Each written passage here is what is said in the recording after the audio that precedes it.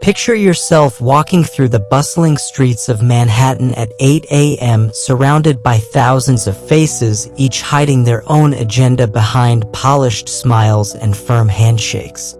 In this concrete jungle where ambition meets opportunity, every coffee shop conversation and elevator small talk carries the potential for genuine connection or calculated manipulation.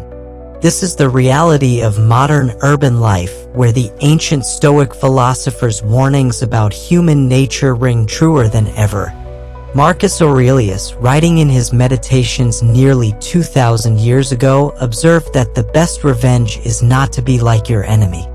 He understood that in a world filled with deception and self-interest, our greatest power lies not in controlling others but in mastering our own responses and developing what the Stoics called phronesis, practical wisdom in navigating human relationships.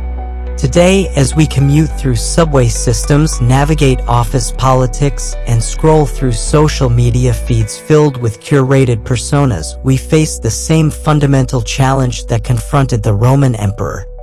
How do we distinguish between genuine character and elaborate facades? How do we protect our inner peace while remaining open to authentic connection? The Stoics taught us that while we cannot control the actions, words, or intentions of others, we possess complete authority over our reactions, judgments, and the boundaries we establish. This ancient wisdom becomes our shield against the 9 types of individuals who threaten our emotional well-being and personal growth. These aren't merely difficult people, they are specific patterns of behavior that, when recognized early, can save us from years of drained energy and compromised values. Seneca wisely counseled, "Every man is in bondage to fear who depends upon the whims of fortune." In our modern context, this bondage extends to depending upon the whims of manipulative friends, constant critics, and superficially friendly acquaintances who view relationships as transactions rather than genuine human connections. As we embark on this journey through the landscape of human relationships, remember that the goal isn't to become cynical or closed-hearted. Rather, it's to develop what Epictetus called the discipline of assent, the ability to examine our impressions carefully before accepting them as truth. When someone presents themselves as trustworthy, supportive, or genuine, we learn to observe their actions over time, noting the consistency between their words and deeds. The bustling streets of our cities become laboratories for practicing Stoic principles. Each interaction offers an opportunity to apply ancient wisdom to contemporary challenges. Whether you're networking in a Chicago high-rise, collaborating in a Seattle tech hub, or building community in a Denver neighborhood, the fundamental principles remain constant. Guard your peace, choose your companions wisely, and remember that your response to others' behavior defines your character more than their actions ever could. Today, we'll explore how to identify these 9 relationship patterns while maintaining our commitment to virtue, compassion, and personal growth. By the end of this journey, you'll possess not just caution, but enlightened discernment, the ability to navigate human relationships with both wisdom and an open heart. 1. The virtue of discernment, recognizing the strategic heart. Sarah Martinez thought she had found her perfect work ally when Alex Thompson joined her marketing team at a prominent Chicago tech startup. During those first few weeks, Alex seemed to possess an almost supernatural ability to understand her challenges. When Sarah mentioned her struggle with work-life balance during a casual lunch conversation, Alex nodded knowingly, sharing what appeared to be genuine empathy about the pressures of climbing the corporate ladder as a young professional in the Windy City.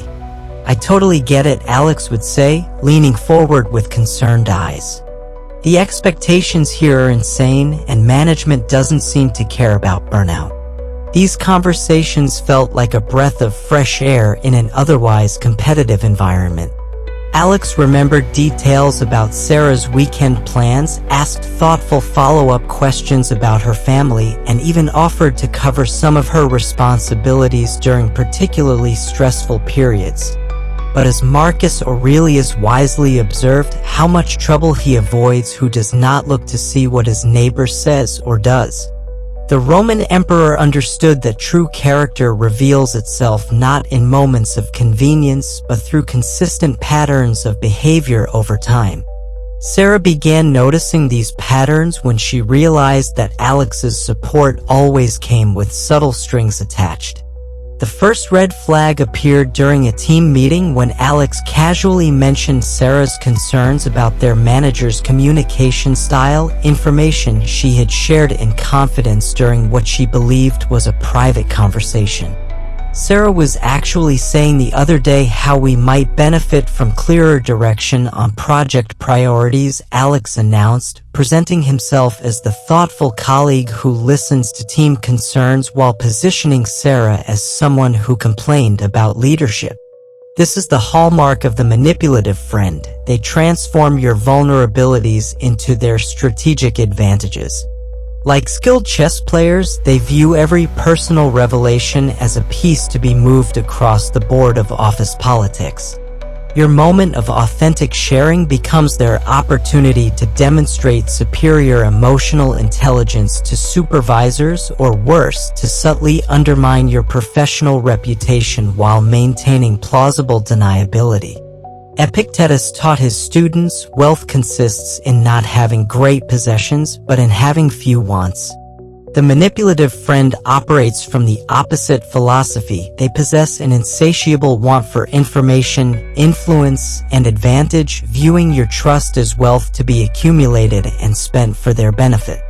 They collect details about your insecurities, your ambitions, your family challenges, and your professional frustrations, not to support you but to create a comprehensive map of your psychological landscape. Sarah discovered this when Alex began steering their conversations towards specific topics that seemed designed to extract information. "How are things going with that promotion you mentioned?" became a regular question, followed by seemingly innocent inquiries about her relationship with various team members, her thoughts on company direction, and her long-term career goals. Each conversation felt supportive in the moment, but Sarah began noticing how these details would resurface in strategic contexts. The Stoic practice of prosoc, continuous attention to the present moment, becomes essential when dealing with manipulative friends. Marcus Aurelius wrote, "Be like the rocky headland on which the waves constantly break. It stands firm, and round it the seething waters are laid to rest." This metaphor perfectly captures the stance we must take, remaining solid and unmoved while observing the patterns of behavior that reveal true intentions.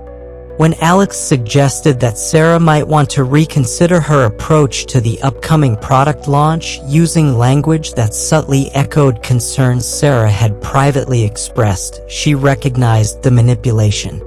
Her confidant had become her critic, using her own words to plant seeds of self-doubt while positioning himself as the wise advisor helping her avoid mistakes.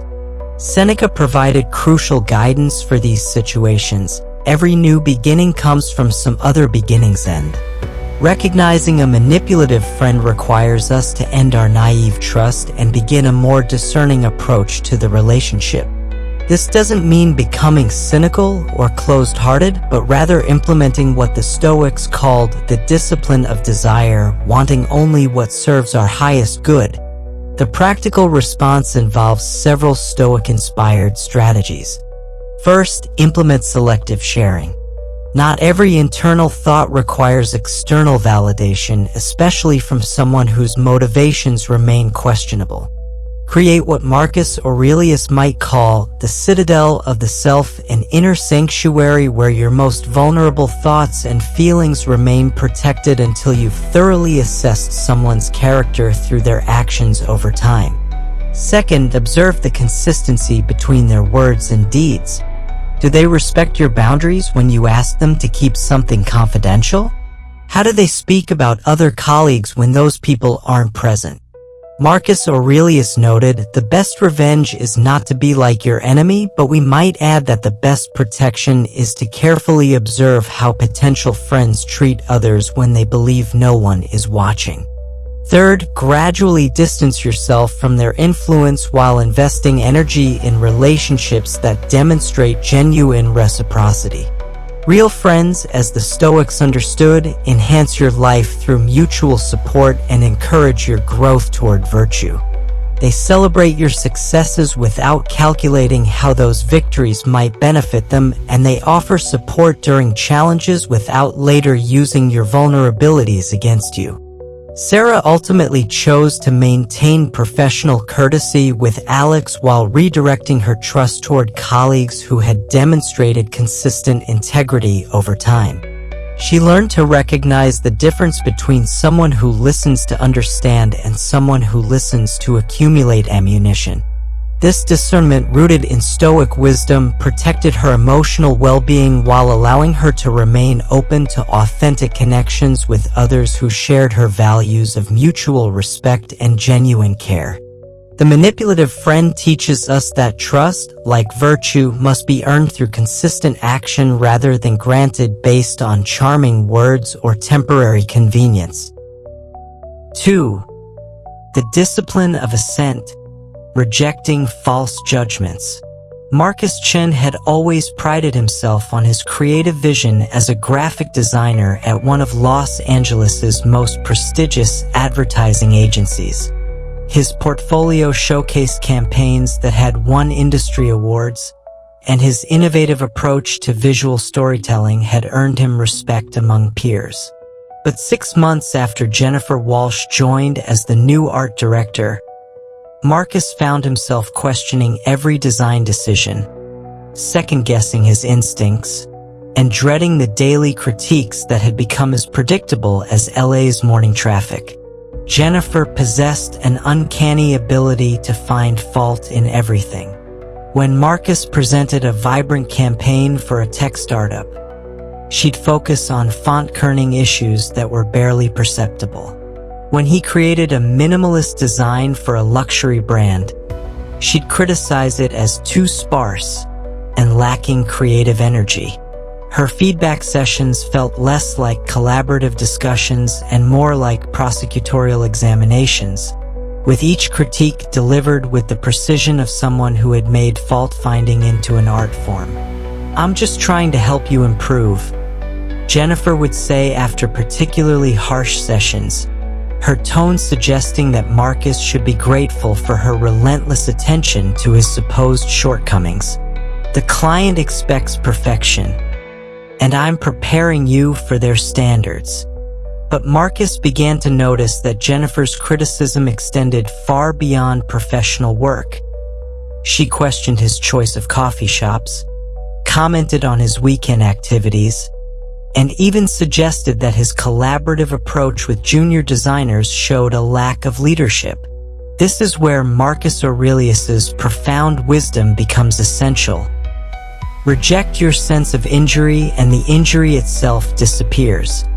The Roman emperor understood that external criticism only has the power we grant it through our internal acceptance. When we automatically assume that harsh words reflect truth about our character or capabilities, we surrender our emotional sovereignty to those who may not have our best interests at heart. The constant critic operates from what Epictetus would recognize as a fundamental misunderstanding of their role in others' lives. They believe that pointing out flaws constitutes helping, but they fail to distinguish between constructive feedback that builds up and destructive criticism that tears down. Epictetus taught, "It's not what happens to you, but how you react to it that matters."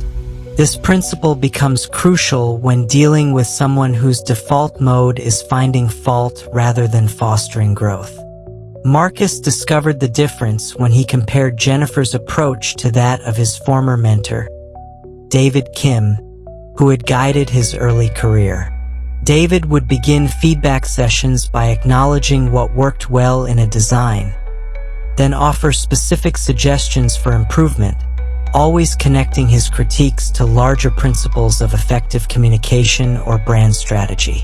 His criticism felt like coaching, challenging but supportive, pushing Marcus toward excellence while maintaining his confidence and creative spirit. Jennifer's criticism, by contrast, felt like an assault on his competence. She would dissect his work with surgical precision, identifying every minor flaw while rarely acknowledging successful elements. Her feedback lacked the warmth that transforms critique into collaboration, instead creating what Seneca would recognize as an environment where fear replaces inspiration as the primary motivator. The Stoic practice of examining our judgments becomes essential when facing constant criticism. Marcus Aurelius wrote, "You have power over your mind, not outside events. Realize this, and you will find strength." This doesn't mean ignoring all feedback, but rather developing the wisdom to distinguish between criticism that serves our growth and criticism that serves the critic's need to feel superior or in control. Marcus began implementing what the Stoics called the discipline of assent, carefully examining each piece of criticism before accepting it as valid. He would ask himself, does this feedback identify a genuine problem that affects the work's effectiveness? Is the critic offering this insight to help me improve or to demonstrate their own expertise? Does accepting this criticism move me toward virtue and excellence, or does it diminish my confidence and creative courage? When Jennifer criticized his use of white space in a campaign for a wellness brand, Marcus evaluated her feedback against the project's objectives. The white space was intentional, designed to convey the calm and clarity that the brand represented. Her preference for more crowded layouts reflected her personal aesthetic, not the client's needs or effective design principles. By applying Stoic discernment, Marcus could acknowledge her perspective without allowing it to undermine his professional judgment. Seneca provided additional guidance. Every man is in bondage to fear who depends upon the whims of fortune. In professional contexts, this bondage often manifests as depending upon the approval of critics whose standards may be arbitrary or whose motivations may be questionable. Marcus realized that his fear of Jennifer's criticism was giving her disproportionate influence over his creative process and professional confidence. The practical Stoic response involves several strategies. First, construct mental boundaries that protect your sense of self-worth from external judgment. Marcus began viewing Jennifer's criticism as information to be evaluated rather than verdicts to be automatically accepted. Second, seek feedback from multiple sources to gain perspective on whether criticism reflects genuine areas for improvement or simply one person's preferences or prejudices. Third, focus on your own standards of excellence rather than trying to satisfy critics whose standards may be impossible to meet or constantly shifting. Marcus returned to the design principles that had guided his successful career, measuring his work against professional standards and client objectives rather than Jennifer's often contradictory preferences. Most importantly, remember that constructive criticism feels different from destructive criticism. Helpful feedback acknowledges what works while identifying specific areas for improvement. It connects suggestions to larger principles and maintains respect for your competence and good intentions. Destructive criticism focuses primarily on flaws, offers little guidance for improvement, and often says more about the critic's insecurities or need for control than about your actual performance. By applying these Stoic principles, Marcus preserved his creative confidence while remaining open to genuinely helpful feedback from colleagues who shared his commitment to excellence rather than his diminishment. 3. The dichotomy of depth, choosing substance over surface. David Richardson thought he had struck networking gold when he met Lisa Chin at a Manhattan rooftop event overlooking the glittering skyline of the financial district. As a senior analyst at a prestigious investment firm, David understood the importance of building professional relationships in New York's competitive finance world. Lisa seemed to embody everything he valued in a networking contact. She was charming, well-connected, and possessed an infectious enthusiasm that made every conversation feel effortless and engaging. "David, so great to see you again," Lisa would exclaim whenever they encountered each other at industry events, her smile radiating the kind of warmth that made him feel genuinely valued. She remembered details about his work on emerging markets, asked thoughtful questions about his recent presentations, and always seemed delighted to introduce him to other professionals in their circle. Her LinkedIn messages were prompt and friendly, filled with congratulations on his achievements and invitations to exclusive networking events. For months, David believed he had found a valuable professional ally. Lisa appeared at every major finance gathering in the city, from charity galas in the Upper East Side to after-work mixers in Tribeca. Her presence was as reliable as the subway schedule, and her ability to navigate different social circles with apparent ease impressed him. She seemed to know everyone, from junior analysts fresh out of Columbia Business School to managing directors at major Wall Street firms. But Marcus Aurelius warned us about the deceptive nature of appearances. Very little is needed to make a happy life. It is all within yourself, in your way of thinking. The emperor understood that true value in relationships, like happiness, comes from substance rather than surface charm. David began to recognize this wisdom when he faced his first genuine professional crisis, a complex deal that threatened his reputation and required the kind of support that goes beyond pleasant conversation. When David's analysis of a major acquisition was publicly questioned by a rival firm, creating doubt about his competence among key clients, he reached out to his network for guidance and support. This was the moment when the superficially friendly revealed their true nature. Lisa's response was swift but telling. "Oh no, that sounds really stressful. I'm sure it will work out fine. Let's definitely catch up soon." Her message, while polite, offered no substantive support, no introductions to contacts who might help, and no follow-through on her promise to catch up soon.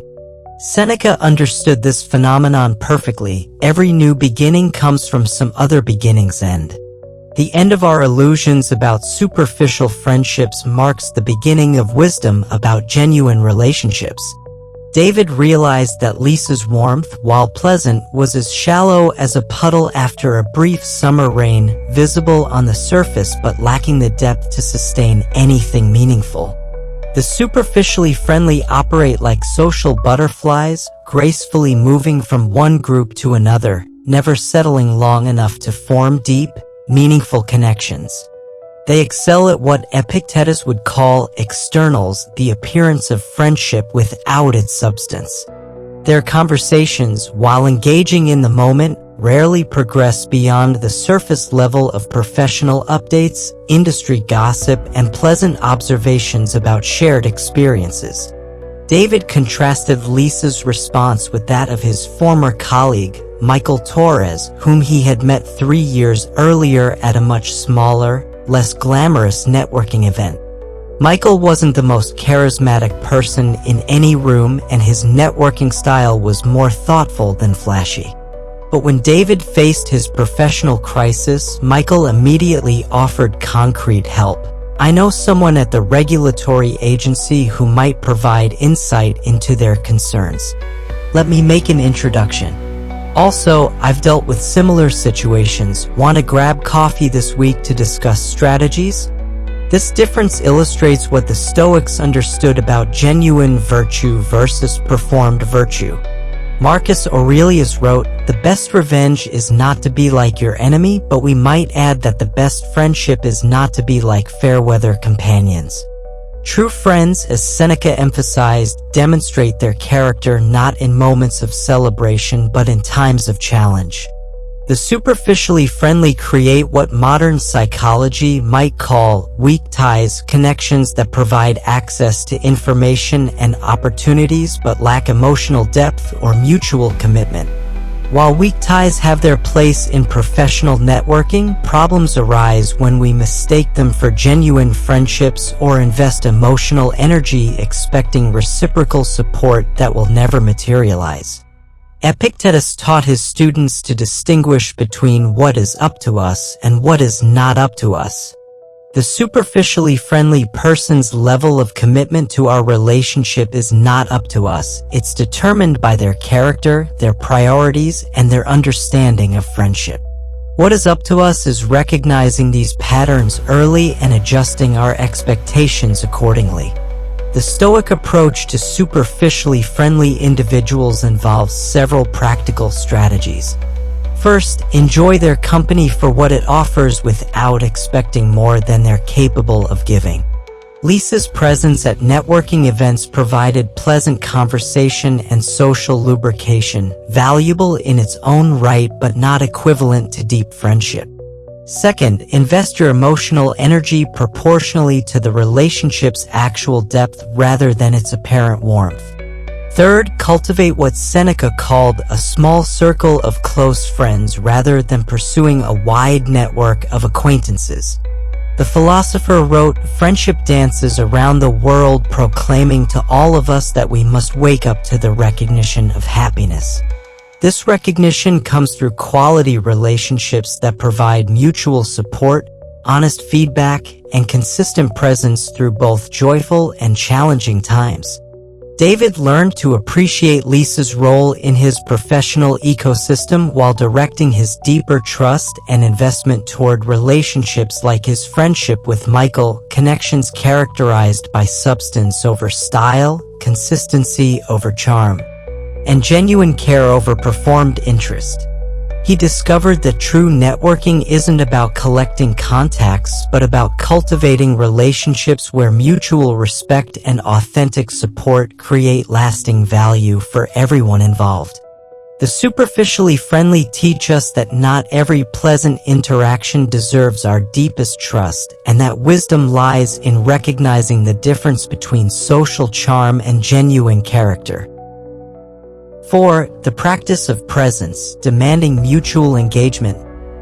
Rachel Williams had grown accustomed to the rhythm of Seattle's tech culture, where innovation thrived on collaborative energy and rapid-fire brainstorming sessions. As a senior project manager at a cutting-edge software company overlooking Elliott Bay, she understood that effective communication formed the backbone of successful product development. But her weekly team meetings with Kevin Park, a talented but perpetually distracted developer, had become exercises in frustration that tested her patience and professional composure. During their Monday morning project reviews, Rachel would present critical updates about client requirements, budget constraints, and upcoming deadlines. Kevin would sit across from her in their glass-walled conference room, nodding at seemingly appropriate intervals and offering the occasional "aha" or "sounds good." His physical presence was undeniable. He occupied his chair, maintained eye contact sporadically, and even took notes that appeared relevant. Yet Rachel increasingly felt like she was conducting a one-person conversation with an audience of one who had mentally checked out to destinations unknown. The pattern became unmistakable when Rachel realized that Kevin's responses bore no relationship to the content of their discussions. When she explained the client's concerns about user interface complexity, Kevin would nod and respond, "Yeah, we should definitely optimize the back-end performance." When she outlined budget restrictions that required scaling back certain features, he'd agree enthusiastically and then ask questions about implementing additional functionalities they just agreed to eliminate. Marcus Aurelius understood the sacred nature of human attention when he wrote, "Confine yourself to the present." The Roman emperor recognized that true presence, mental, emotional, and spiritual engagement with the current moment, represents one of our highest offerings to fellow human beings.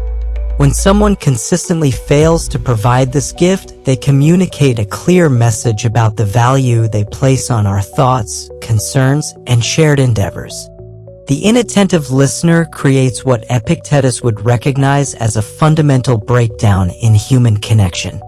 The Stoic philosopher taught that we are naturally social beings designed for mutual cooperation and understanding. He wrote, "We were born to work together like feet, hands, and eyes, like the two rows of teeth, upper and lower."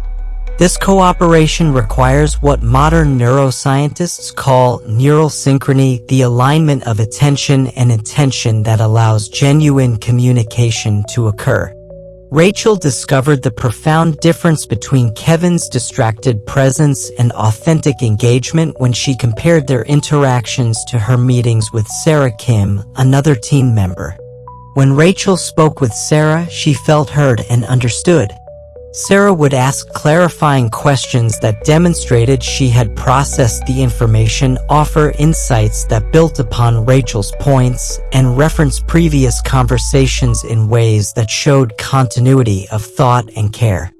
"I've been thinking about what you said last week regarding the user authentication flow." Sarah might begin a conversation, immediately establishing that their previous discussion had continued to occupy her thoughts. This kind of engagement reflects what the Stoics called prosoche, continuous attention that honors the importance of shared human experience. The cost of chronic inattention extends far beyond mere frustration. Seneca observed, "Every new beginning comes from some other beginning's end." When someone consistently fails to engage with our communications, relationships begin to deteriorate, trust erodes, and the collaborative potential that could benefit everyone involved remains unrealized.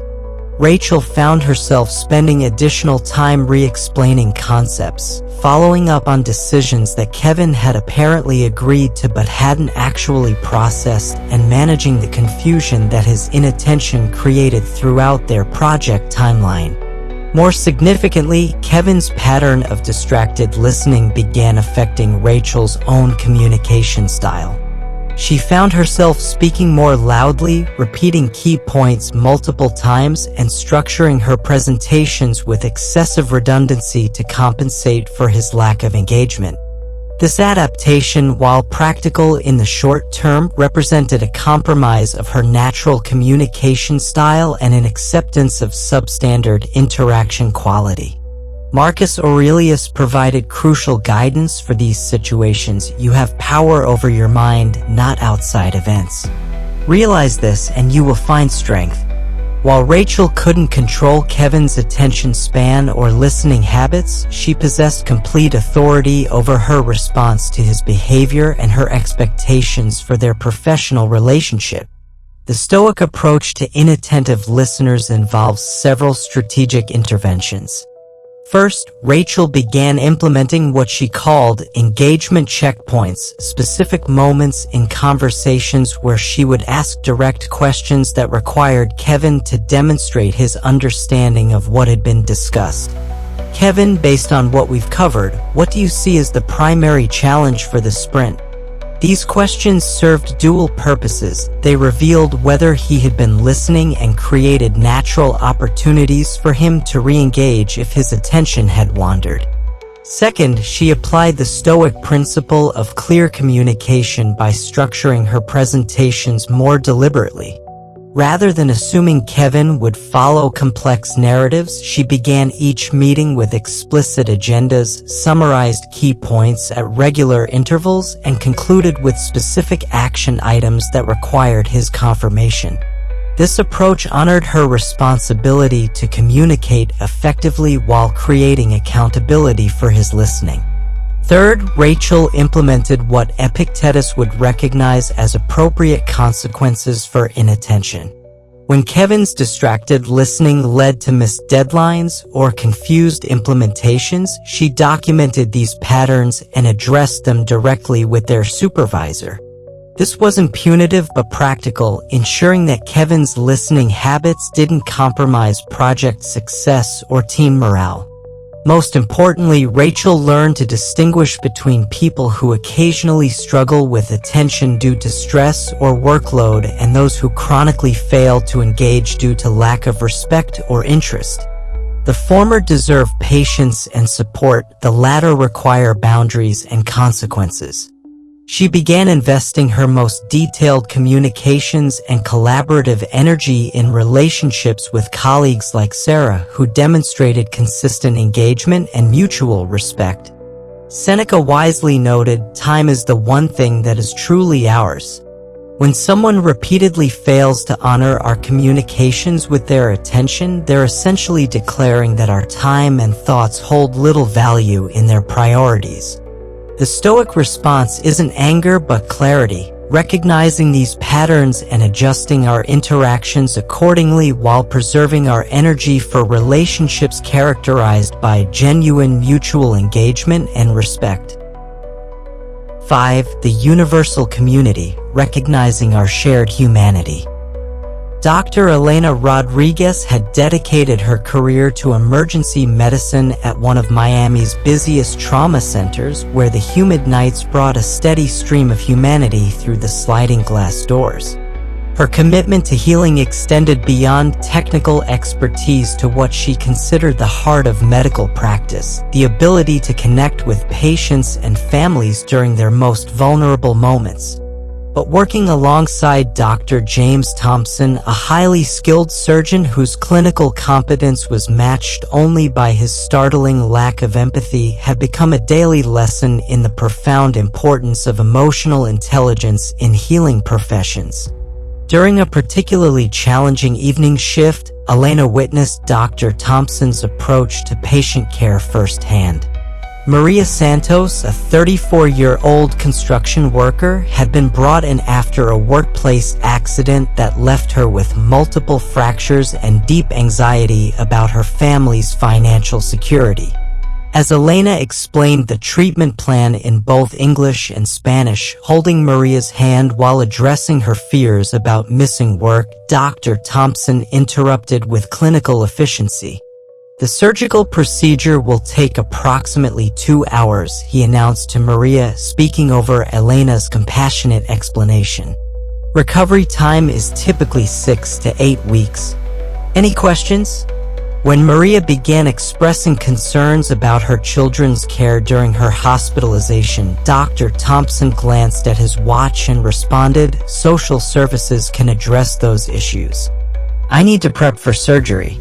He left the room without acknowledging Maria's tears or her whispered "Gracias, doctora" to Elena. This interaction exemplified what Epictetus understood about the fundamental interconnectedness of human experience. The Stoic philosopher taught we were born to work together like feet, hands, and eyes, like the 2 rows of teeth, upper and lower. Dr. Thompson's approach revealed a profound disconnection from this universal community, an inability to recognize that his technical skills served not just medical conditions but whole human beings with complex emotional, social, and spiritual needs. The empathy-lacking individual operates from what Marcus Aurelius would recognize as a dangerous form of self-centeredness. The emperor wrote, "We are all working together to one end, some with knowledge and design, and others without knowing it." Dr. Thompson possessed the knowledge and design to heal bodies, but he lacked awareness of how his emotional disconnection undermined the very healing he sought to provide. Elena observed this pattern repeatedly throughout their shared shifts. When elderly patients required additional time to understand complex medical procedures, Dr. Thompson would speak faster and with visible impatience rather than adjusting his communication style. When families asked questions driven by fear and love rather than medical curiosity, he would provide technical answers that addressed the literal question while completely missing the emotional need behind it. The contrast became stark when Elena compared Dr. Thompson's approach to that of Dr. Michael Chin, another surgeon who had trained at the same prestigious programs but maintained deep empathy for patients' experiences. Dr. Chin would sit at eye level when speaking with frightened patients, acknowledge their fears before explaining procedures, and always inquired about family concerns that might affect recovery. His surgical outcomes were comparable to Dr. Thompson's, but his patients consistently reported feeling more confident, supported, and hopeful about their healing process. Seneca provided crucial insight into this phenomenon. Every man is in bondage to fear who depends upon the whims of fortune. Dr. Thompson's emotional disconnection reflected a kind of bondage to his own limited perspective and inability to step outside his immediate concerns and technical focus to recognize the broader human experience surrounding each medical case. This limitation didn't just affect his patients, it impoverished his own experience as a healer and colleague.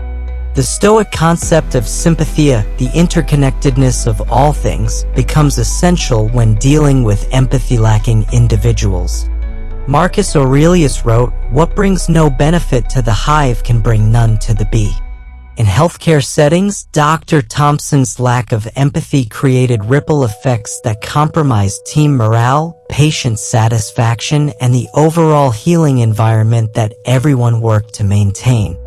Elena discovered that responding to empathy-lacking colleagues required what Epictetus called the discipline of action, choosing our responses based on virtue rather than reacting emotionally to their limitations. When Dr. Thompson dismissed a patient's emotional needs, Elena would step in to provide the compassionate care that was missing, not to criticize him, but to ensure that patients received complete healing support. She also learned to model empathetic behavior consistently, hoping that sustained exposure to compassionate patient care might gradually influence Dr. Thompson's approach. During team meetings, Elena would share insights about how addressing patients' emotional needs improved medical outcomes, presenting empathy not as a soft skill but as an essential component of effective treatment. However, Elena also recognized the importance of protecting her own emotional well-being from Dr. Thompson's indifference. Stoic philosophy teaches us to show compassion not because others necessarily deserve it, but because compassion reflects our own virtue and commitment to human dignity. Elena could maintain her empathetic approach to patient care without expecting Dr. Thompson to reciprocate or validate her methods. The practical Stoic response to empathy-lacking individuals involves several key strategies. First, continue demonstrating empathy as a reflection of your own character rather than as an attempt to change theirs. Second, set clear boundaries to prevent their emotional disconnection from draining your own capacity for compassion. Third, seek support from colleagues who share your values, creating a network of mutual understanding that sustains your commitment to empathetic engagement. Most importantly, remember Marcus Aurelius's profound observation, "What we do now echoes in eternity."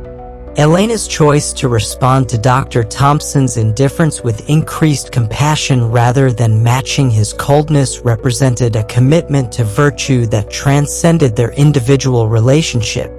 Her empathetic care for patients created positive ripple effects that extended far beyond any single interaction, contributing to a healing environment that honored the full humanity of everyone who entered their emergency department. The empathy-lacking individual teaches us that compassion is not conditional upon reciprocity and that our commitment to recognizing shared humanity must remain constant even when others fail to demonstrate this recognition themselves. 6. The fortress of the mind, controlling internal responses.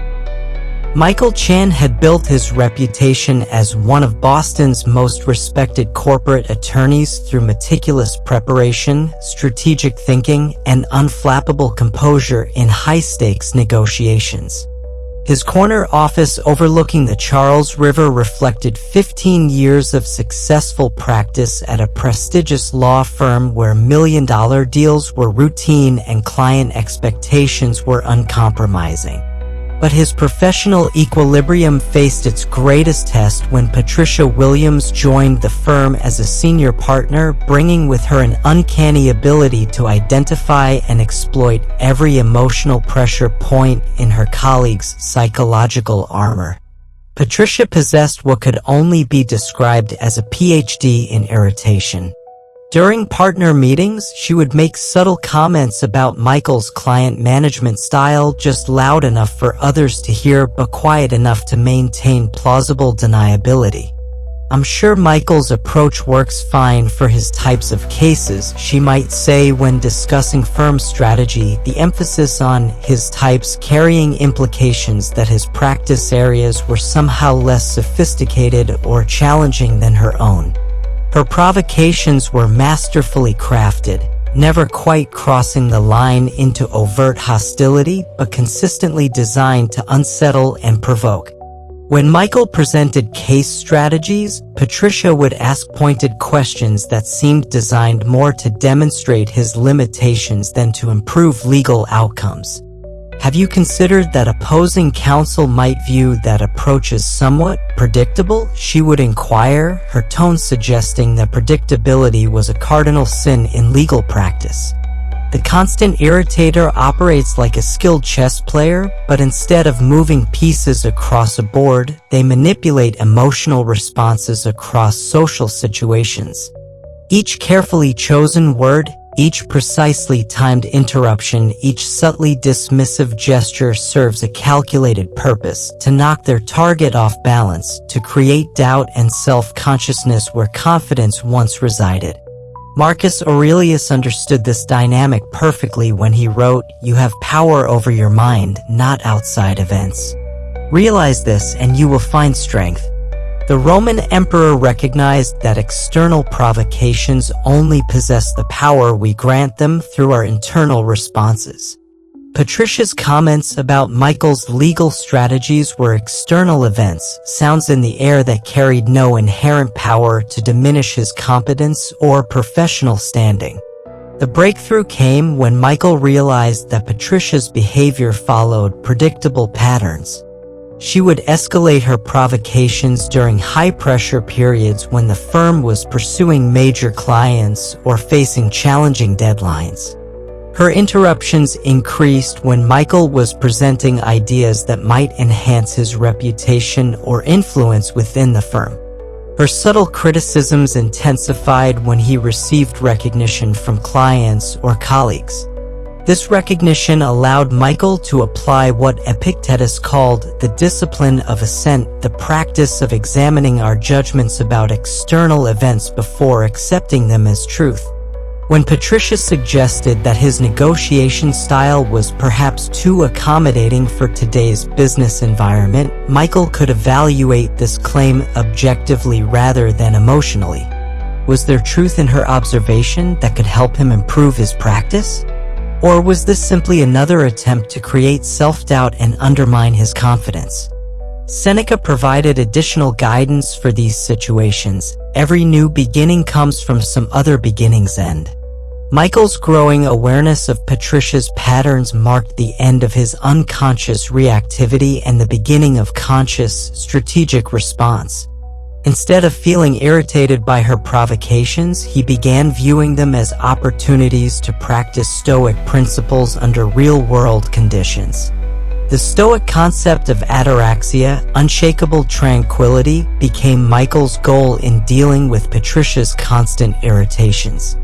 This didn't mean becoming emotionally numb or failing to recognize her behavior, but rather maintaining inner peace regardless of her attempts to disturb it.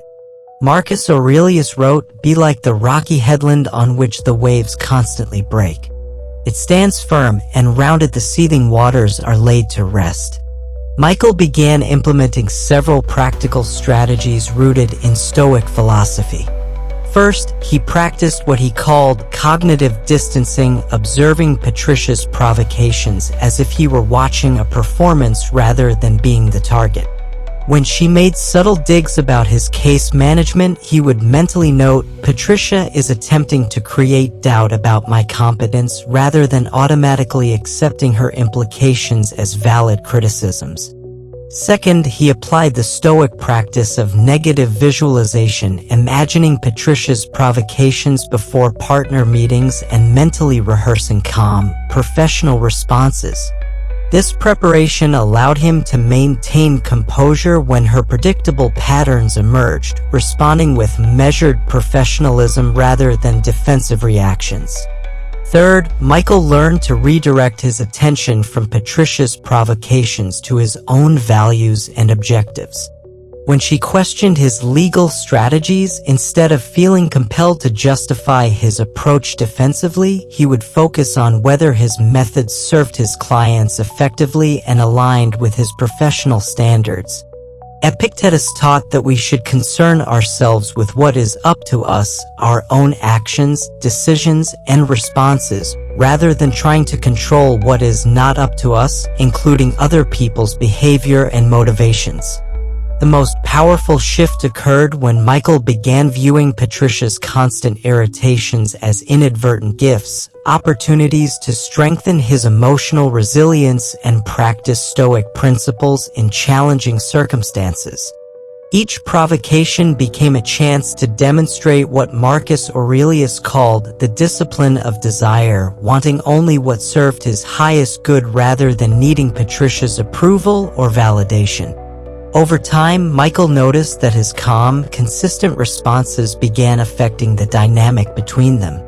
When Patricia's provocations failed to generate the emotional reactions she seemed to seek, her behavior gradually became less frequent and less intense.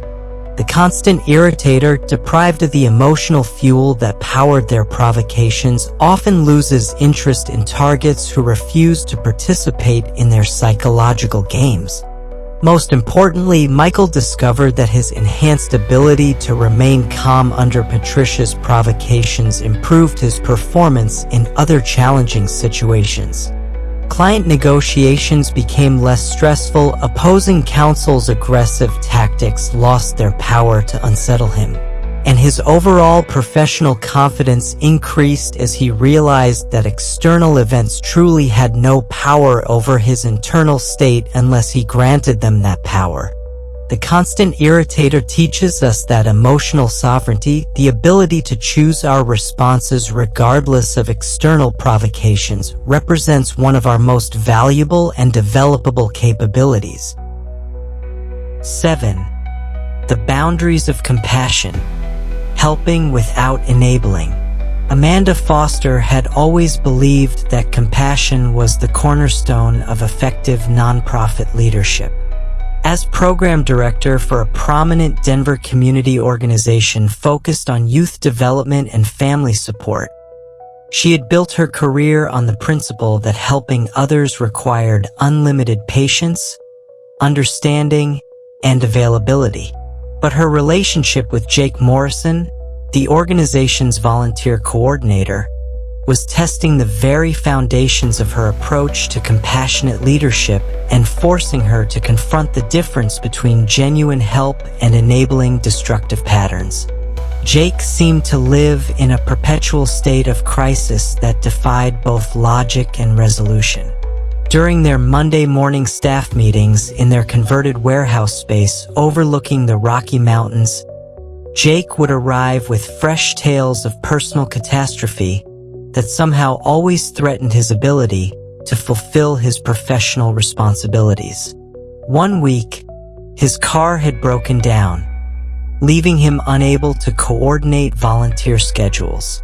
The next week, his landlord was threatening eviction, creating stress that made it impossible for him to focus on the upcoming community fundraiser. "I'm so sorry, Amanda," Jake would begin, his voice carrying the weight of genuine distress. "I know I committed to having the volunteer database updated, but my ex-girlfriend is demanding I pay her back for our vacation last year. And I've been dealing with lawyers all week. I just couldn't concentrate on anything else. His explanations were always detailed, emotionally compelling, and accompanied by requests for understanding, deadline extensions, or direct assistance with his personal problems. Initially, Amanda responded with the compassion that had guided her throughout her career in social services. She would reassign Jake's responsibilities to other staff members, offer him time off to handle his crises, and even provide small loans from her own pocket to help him through particularly difficult periods. Her actions were motivated by genuine care and the belief that supporting team members through personal challenges would ultimately strengthen their ability to serve the community. But Epictetus understood the crucial distinction between compassion and enablement when he taught, "Some things are within our power, while others are not." The Stoic philosopher recognized that while we can offer support and guidance, we cannot take responsibility for other people's choices or rescue them from the consequences of their own decisions. Amanda was slowly learning this wisdom as Jake's crises multiplied rather than resolved despite her consistent assistance. The pattern became undeniable when Amanda realized that Jake's personal emergencies always coincided with important deadlines or challenging projects. When the organization was preparing for its annual gala, Jake's father suddenly needed emergency medical care that required Jake's full attention. When grant applications were due, Jake's apartment was flooded, leaving him emotionally devastated and unable to focus on work responsibilities. When volunteer training sessions needed coordination, Jake's identity was stolen, creating chaos that consumed all his mental energy. Marcus Aurelius provided insight into this dynamic. The best revenge is not to be like your enemy. While Jake wasn't exactly an enemy, his pattern of creating dependency relationships was subtly undermining both his own growth and the organization's effectiveness. Amanda began to recognize that her well-intentioned assistance was preventing Jake from developing the resilience and problem-solving skills necessary for adult functioning. The eternal victim operates from what psychologists call learned helplessness, a pattern where individuals become convinced that they cannot solve their own problems and must depend on others for rescue. This mindset creates a cycle where external assistance, rather than building capacity for independence, reinforces the belief that personal agency is impossible. Jake had become skilled at presenting his crises in ways that triggered Amanda's compassionate instincts while avoiding the accountability that might lead to genuine change. Amanda discovered the difference between Jake's approach and that of Maria Santos, another staff member who had faced genuine hardships. When Maria's husband was deployed overseas, leaving her as a single parent while managing her full-time responsibilities, she proactively developed solutions. She arranged childcare, adjusted her schedule to accommodate family needs, and communicated clearly about her limitations while maintaining her professional commitments. Maria sought support when needed but took ownership of finding solutions rather than expecting others to solve her problems. Seneca's wisdom became crucial for Amanda's understanding. Every man is in bondage to fear who depends upon the whims of fortune. Jake's constant crises reflected a form of bondage to external circumstances that prevented him from developing internal resources for resilience. By consistently rescuing him from the consequences of his choices, Amanda was inadvertently reinforcing his bondage rather than supporting his liberation. The Stoic approach to eternal victims requires what Marcus Aurelius called sympathetic detachment, maintaining compassion for their suffering while refusing to enable their dependency. Amanda began implementing boundaries that honored both her values and Jake's potential for growth. When Jake presented his next crisis, a sudden financial emergency that prevented him from completing volunteer background checks, Amanda responded differently. "Jake, I understand this is stressful for you," she said calmly. "Let's discuss what resources are available to help you solve this problem and what timeline you can realistically commit to for completing your work responsibilities." Instead of immediately offering to reassign his tasks or provide financial assistance, Amanda guided the conversation toward problem-solving and accountability. This approach reflected Epictetus's teaching that true compassion sometimes requires allowing people to experience the natural consequences of their choices. When we consistently rescue others from these consequences, we deprive them of the learning opportunities that could lead to genuine growth and increased competence. Amanda also learned to distinguish between temporary support during genuine crises and ongoing enablement of chronic dysfunction. When staff members faced legitimate emergencies, serious illness, family deaths, or other unavoidable circumstances, she continued providing compassionate assistance. But when patterns of crisis emerged that seemed designed to avoid responsibility rather than address genuine hardship, she maintained boundaries that encouraged problem-solving rather than dependency. The practical implementation involved several strategies rooted in Stoic principles. First, Amanda began asking different questions when Jake presented his crises. "What options have you explored for addressing this situation?" rather than, "How can I help you with this problem?" Second, she established clear expectations about professional responsibilities that remained consistent regardless of personal circumstances. Third, she offered resources and guidance for developing problem-solving skills rather than providing direct solutions. Most importantly, Amanda learned that genuine compassion sometimes requires saying no to requests that reinforce helplessness while saying yes to opportunities that build strength and resilience. 8. The mirror of integrity, reflecting authentic character. Carlos Mendoza had spent 12 years building his reputation as operations manager at a thriving Phoenix logistics company where the desert heat was matched only by the intensity of corporate competition.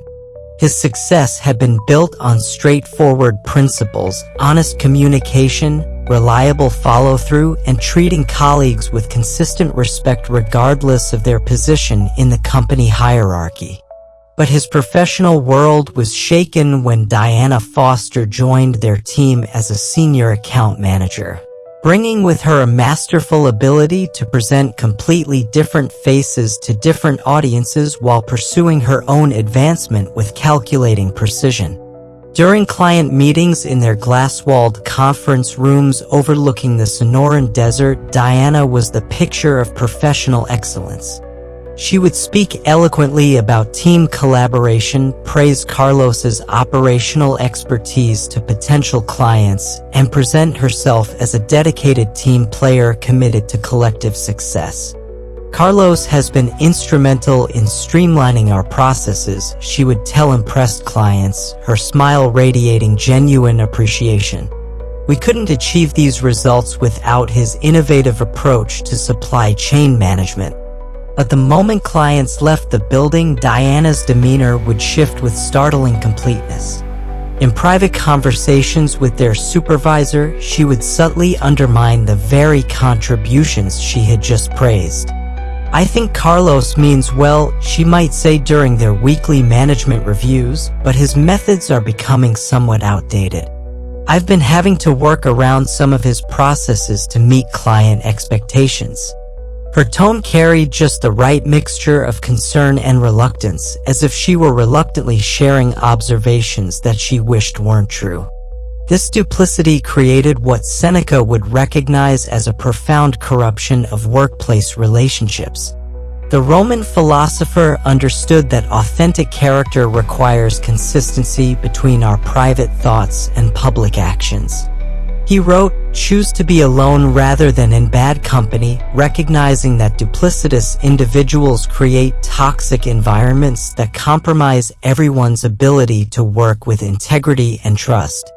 The two-faced individual operates like a skilled actor, maintaining different scripts for different audiences while losing sight of their authentic self in the process. Diana had perfected the art of telling each person exactly what they wanted to hear while pursuing her own agenda with ruthless efficiency. She would commiserate with junior staff about management's unrealistic expectations while simultaneously positioning herself as management's most reliable ally during leadership meetings. Carlos discovered the extent of Diana's duplicity when he overheard her phone conversation with a client they had just finished meeting. During the meeting, Diana had enthusiastically supported Carlos's proposal for implementing new tracking systems that would improve delivery accuracy.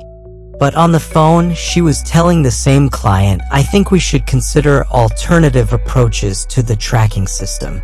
Carlos is attached to his current methods, but I believe we can find more efficient solutions that better serve your needs." Marcus Aurelius provided crucial insight into this behavior. The best revenge is not to be like your enemy. The emperor understood that duplicitous individuals often succeed in the short term by manipulating different audiences, but their success comes at the cost of authentic relationships and sustainable trust. Carlos realized that Diana's two-faced approach was creating a web of contradictions that would eventually collapse under its own weight. The immediate impact of Diana's duplicity extended far beyond Carlos's personal frustration. Other team members began questioning each other's reliability as Diana's contradictory messages created confusion about project priorities, client expectations, and management directives. The collaborative culture that Carlos had helped build over years of consistent leadership was being eroded by one person's commitment to strategic deception. Epictetus taught that we cannot control other people's actions, but we can control our responses to them. When Carlos realized that Diana was systematically undermining his reputation while benefiting from his expertise, he faced a choice: respond with equal duplicity or maintain his commitment to authentic character while protecting his professional interests. The Stoic approach to two-faced individuals requires what Marcus Aurelius called the discipline of action, choosing responses that align with virtue rather than reacting emotionally to others' deceptions. Carlos began documenting his interactions with Diana, not to build a case against her, but to protect himself from the confusion her contradictory messages created. When she praised his work publicly while criticizing it privately, he would follow up with written summaries of their agreements to ensure clarity and accountability. More importantly, Carlos learned to recognize Diana's pattern of telling different audiences what they wanted to hear. During team meetings, he would ask clarifying questions that required her to state her positions clearly in front of multiple witnesses. "Diana, just to make sure I understand your perspective on the new tracking system, are you recommending we implement it as proposed, or do you think we should explore alternative approaches?" These questions weren't confrontational, but they made it more difficult for her to maintain contradictory positions with different audiences. Seneca's wisdom about choosing our company became essential for Carlos's well-being. While he couldn't avoid working with Diana professionally, he could limit his personal investment in their relationship and redirect his trust toward colleagues who demonstrated consistent integrity. He began collaborating more closely with team members like Jennifer Walsh, whose public and private communications aligned consistently and whose feedback was honest even when it was challenging. The practical Stoic response to two-faced individuals involves several key strategies. First, document important interactions to protect yourself from the confusion their contradictory messages create. Second, seek consistency by asking clarifying questions that require them to state their positions clearly in front of multiple witnesses. Third, limit your emotional investment in the relationship while maintaining professional courtesy and competence. Most importantly, use their duplicity as a reminder of the value of authentic character. Marcus Aurelius wrote, "What we do now echoes in eternity." Carlos's choice to maintain his integrity despite Diana's deceptions strengthened his reputation among colleagues and clients who valued consistency and reliability. While Diana's manipulative tactics might provide short-term advantages, Carlos's authentic approach built lasting trust and sustainable success. The two-faced individual teaches us that integrity is not just about being honest with others, but about maintaining consistency between our private thoughts and public actions, ensuring that our character remains whole regardless of our audience or circumstances. 9. The Garden of the Soul: Cultivating Healthy Relationships. Maya Patel had moved to Portland with dreams of building a thriving independent film career in the Pacific Northwest's vibrant creative community. The city's reputation for supporting innovative artists and collaborative projects had drawn her from Los Angeles, where the entertainment industry's competitive nature had left her feeling disconnected from her artistic vision. But her partnership with Robert Kane, a seasoned producer who had promised to help launch her documentary series about urban sustainability, was becoming a masterclass in recognizing and extricating herself from toxic professional relationships. Robert embodied what could only be described as a perfect storm of destructive personality traits. He combined the manipulative tendencies of a strategic operator with the constant criticism of someone who found fault in every creative decision. His superficial charm masked a profound lack of empathy for the artists he claimed to support, and his communication style alternated between irritating provocations designed to unsettle Maya's confidence and victim narratives that portrayed him as perpetually wronged by circumstances beyond his control. During their first few months of collaboration, Robert would praise Maya's vision enthusiastically in public settings, introducing her at industry events as one of Portland's most promising documentary filmmakers. But in private production meetings, he would systematically dismantle her creative choices with relentless criticism. "I'm not sure audiences will connect with this environmental angle," he would say about the very sustainability focus that had initially excited him about the project. "Maybe we should consider a more commercial approach." His feedback sessions felt like emotional battlegrounds where Maya found herself constantly defending artistic decisions that had emerged from months of careful research and creative development. Robert's criticism wasn't constructive guidance aimed at improving the project. It was a psychological assault designed to establish his dominance and undermine her confidence in her own creative instincts. The toxic individual operates like a psychological vampire, draining energy and enthusiasm from everyone in their orbit while contributing little of value to shared endeavors. Epictetus understood this dynamic when he taught, "It's not what happens to you, but how you react to it that matters." Maya's challenge wasn't just managing Robert's individual toxic behaviors, but recognizing how his presence was affecting her overall well-being and creative output. Robert's manipulation extended beyond criticism to emotional manipulation that kept Maya trapped in their dysfunctional partnership. When she would express frustration with his constant negativity, he would shift into victim mode, claiming that his harsh feedback reflected his deep investment in the project's success. "I'm only being tough on you because I believe in your potential," he would say, his tone suggesting that Maya should be grateful for his destructive input. Marcus Aurelius provided crucial insight for understanding toxic individuals. "Very little is needed to make a happy life. It is all within yourself, in your way of thinking." The emperor recognized that toxic people succeed in their destructiveness only when we allow their chaos to infiltrate our inner peace and compromise our commitment to our own values and objectives. Maya began recognizing the full extent of Robert's toxicity when she compared their working relationship to her collaboration with Saracen, a local cinematographer who had joined their project. Sarah's approach to creative feedback was completely different. She would acknowledge what was working well in Maya's vision before offering specific suggestions for improvement.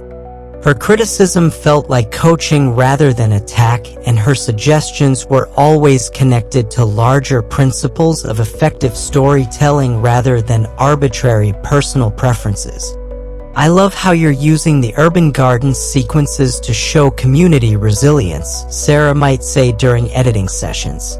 What if we extended that metaphor by showing more of the planning process? It could strengthen the narrative arc about collective action. This kind of feedback energized Maya and pushed her work toward greater excellence, while Robert's constant criticism left her feeling drained and uncertain about her creative abilities. The contrast illuminated what Seneca understood about the importance of choosing our associations carefully. The Roman philosopher wrote, "Every man is in bondage to fear who depends upon the whims of fortune." Maya realized that her continued partnership with Robert represented a form of bondage to his toxic influence that was preventing her from creating her best work and enjoying the creative process that had originally drawn her to filmmaking. Seneca also provided guidance for extricating ourselves from toxic relationships. Choose to be alone rather than in bad company. This wisdom doesn't advocate for isolation, but for preferring solitude to relationships that diminish our well-being and compromise our ability to live according to our values. Maya's liberation from Robert's toxicity required what Marcus Aurelius called the discipline of desire, wanting only what served her highest good rather than accepting relationships that provided short-term benefits at the cost of long-term well-being. While Robert's industry connections and production experience offered practical advantages, the psychological cost of working with him was undermining both her creative output and her passion for filmmaking. The practical Stoic approach to toxic individuals involves several essential strategies. First, Maya established firm boundaries about acceptable behavior and communication styles. When Robert would launch into his typical criticism sessions, she would interrupt with specific requests. "I need feedback that's constructive and connected to our project goals. Can you rephrase that suggestion in terms of what might work better rather than what's wrong?" Second, she began documenting their interactions to protect herself from Robert's tendency to revise history when convenient. His manipulative patterns often included claiming he had never said things that Maya clearly remembered or insisting that agreements they had made were different from her recollection. Third, Maya started building alternative professional relationships that could eventually replace her dependence on Robert's contributions to the project. She connected with other producers in Portland's film community, developed relationships with potential funders who shared her vision, and strengthened her collaboration with team members like Sarah who brought positive energy to their work. Most importantly, Maya learned to trust her instincts about the difference between challenging relationships that promote growth and toxic relationships that inhibit it. Healthy professional relationships involve conflict and difficult conversations, but they're characterized by mutual respect, shared commitment to excellence, and genuine care for each other's success and well-being. The toxic individual teaches us that protecting our inner peace and creative energy requires the courage to end relationships that consistently diminish rather than enhance our ability to live and work according to our highest values. As the sun sets over Central Park, casting long shadows across the bustling pathways where millions of New Yorkers have walked before us, imagine yourself taking a moment to reflect on the relationships that shape your daily experience. In this city that never sleeps, where ambition and authenticity collide on every street corner, the ancient wisdom of the Stoics offers us a timeless compass for navigating the complex terrain of human connection. We've journeyed together through 9 distinct patterns of behavior that threaten our peace, drain our energy, and compromise our ability to live according to our highest values. From the manipulative friend who weaponizes our vulnerabilities to the toxic individual who embodies multiple destructive traits, we've learned to recognize these patterns not with cynicism, but with the enlightened discernment that Marcus Aurelius championed when he wrote, "The best revenge is not to be like your enemy." The Stoic approach to difficult relationships isn't about building walls around our hearts or becoming suspicious of every human interaction. Instead, it's about developing what Epictetus called the discipline of assent, the wisdom to examine our impressions carefully before accepting them as truth. When someone presents themselves as trustworthy, we learn to observe their actions over time. When criticism comes our way, we evaluate its source and value before allowing it to affect our self-perception. Remember Sarah in Chicago learning to set boundaries with her manipulative colleague while remaining open to genuine friendship. Think of Marcus in Los Angeles, transforming harsh criticism into opportunities for growth while protecting his creative confidence. Consider Maya in Portland, choosing artistic integrity over toxic partnerships while building a community of supportive collaborators. Each of these individuals discovered that the Stoic path requires both strength and compassion, the strength to protect our inner peace and the compassion to recognize that difficult people often act from their own wounds and limitations. As Seneca wisely observed, every man is in bondage to fear who depends upon the whims of fortune. Our freedom comes from choosing our responses based on virtue rather than reacting emotionally to others' behavior. The 9 types of people we've explored teach us that discernment is not about judging others harshly, but about choosing our associations wisely. Your peace of mind is precious, and whom you choose to trust plays a crucial role in preserving it.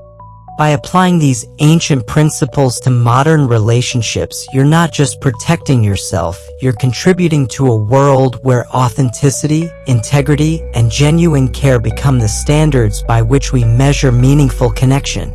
As you continue this journey of growth and self-discovery, remember that wisdom is meant to be shared.